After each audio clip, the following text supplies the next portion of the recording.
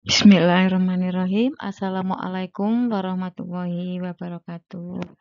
Anak-anakku, khususnya kelas 7, mari kita belajar tentang materi di objek IPA dan pengamatannya ya.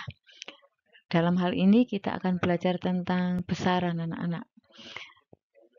Coba kalian lihat gambar. Tentunya tidak asing lagi dengan gambar tersebut, yaitu menimbang sayuran dengan timbangan duduk, timbangan jadul, di mana punya nilai 8,65 kg atau 8,5 ons. Maaf, saya ulang. Jadi massa dari sayuran tersebut adalah 8,5 ons atau 0,85 kg. Ada lagi contoh anak-anak, misalkan mengukur tinggi badan, hasilnya 165 cm. Anak-anak, perlu kalian ketahui bahwa sayuran tadi ditimbang menghasilkan angka 0,85 kg. Tinggi badan 165 cm. Nah, menimbang sayuran, kemudian mengukur tinggi badan. Ini termasuk besaran anak-anak. Nah, di video ini kalian akan saya ajak belajar tentang besaran dan satuan. Ambil satu contoh tadi, mengukur tinggi badan besaran. Contoh tadi tinggi badan 165 cm. Nah, cm ini satuannya.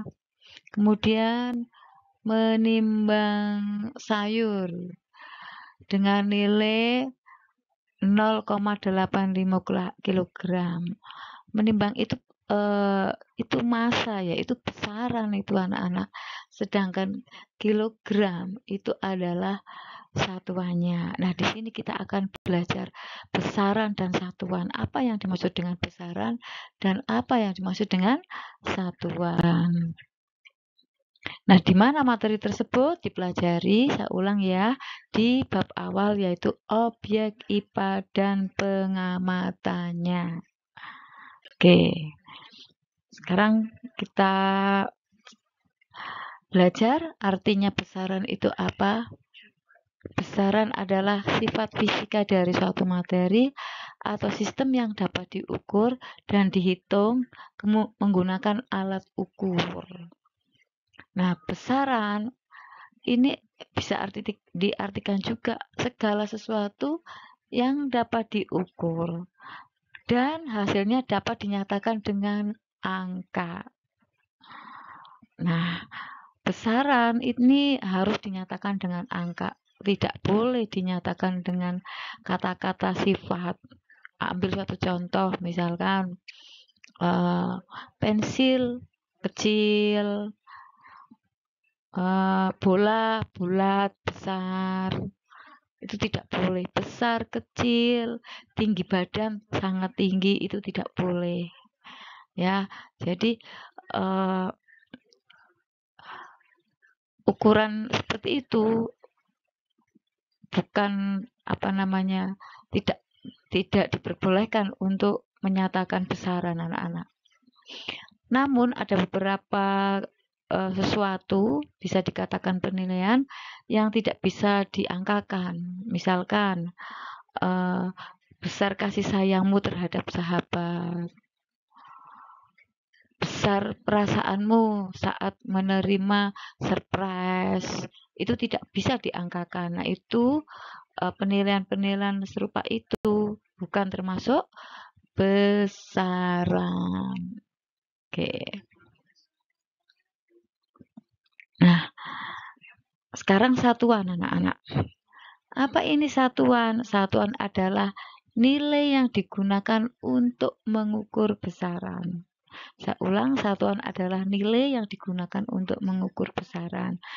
Nah, ada satuan tidak baku, ada satuan baku, dan ada SI, satuan internasional.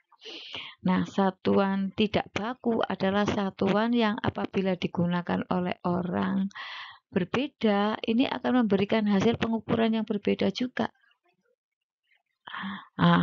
Di sini yang termasuk satuan tidak baku, misal ya depa, jengkal, hasta, menggunakan alas gelas, satu langkah kaki, tongkat, menggunakan tali, dan sebagainya. Itu satuan tidak baku. Mengapa? Kalau misalkan alat tersebut digunakan dengan orang berbeda, sudah tentu menghasilkan angka yang berbeda. Itu tidak baku.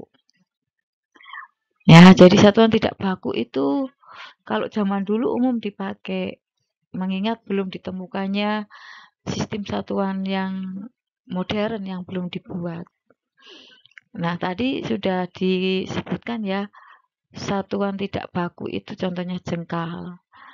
Nah, jengkal itu adalah jarak antara ujung ibu jari dengan ujung jari telunjuk ketika direntangkan. Sedangkan depa adalah jarak antara ujung jari tengah tangan kiri dengan ujung jari tengah tangan kanan.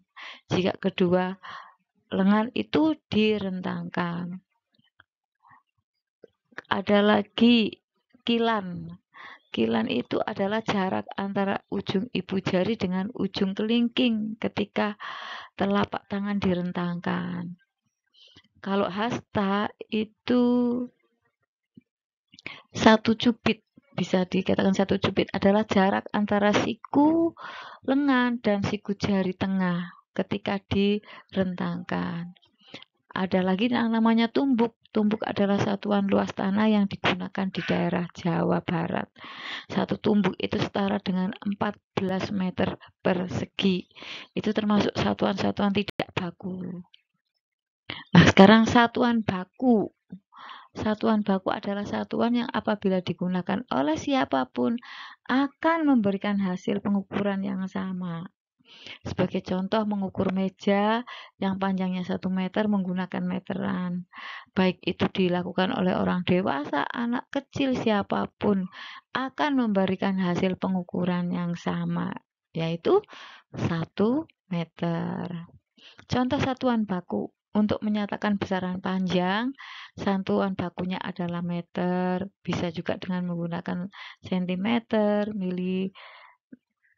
milimeter, dan sebagainya. Untuk menyatakan besaran massa, satuan bakunya adalah kilogram, gram, ton, kuintal, on, dan sebagainya. Untuk menyatakan besaran volume, satuan bakunya adalah meter kubik, sentimeter kubik, liter, dan sebagainya.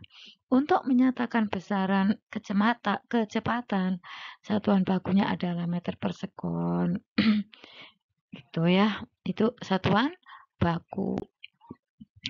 Ada lagi satuan internasional atau disingkat SI. SI adalah satuan yang diakui penggunanya secara internasional serta memiliki standar yang sudah baku. Jadi satuan SI dibuat ini untuk menghindari kesalahpahaman yang timbul dalam bidang ilmiah karena adanya perbedaan satuan yang digunakan. Nah, berdasarkan pengertian tersebut, maka satuan internasional atau SI disebut dalam bahasa Inggris International System of Unit. Ini adalah merupakan jenis satuan baku. Adapun sistem satuan internasional atau kita sebut sistem metrik ini memiliki beberapa syarat atau ketentuan dalam membuat sebuah besaran, yaitu 1. Satuan harus bersifat internasional atau universal. Artinya satuan harus berlaku untuk semua orang yang ada di seluruh penjuru dunia. Yang kedua, satuan harus bernilai tetap. Artinya nilai satuan tidak akan berubah oleh pengaruh apapun. Satuan harus mudah ditiru. Tujuannya adalah mudah diperbanyak, alat ukurnya mudah diperbanyak sehingga dapat dipergunakan oleh banyak orang.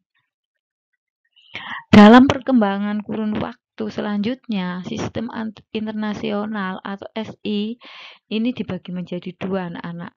yaitu sistem MKS dan CGS. Kalau sistem MKS itu meter, kilogram, sekon, yaitu cara menyatakan besaran dengan menggunakan satuan meter, kilogram, dan sekon. Sistem CGS itu singkatan dari sentimeter, gram, sekon, yaitu cara menyatakan besaran dengan memakai satuan sentimeter, gram, dan sekon. Ini adalah contoh satuan internasional anak-anak.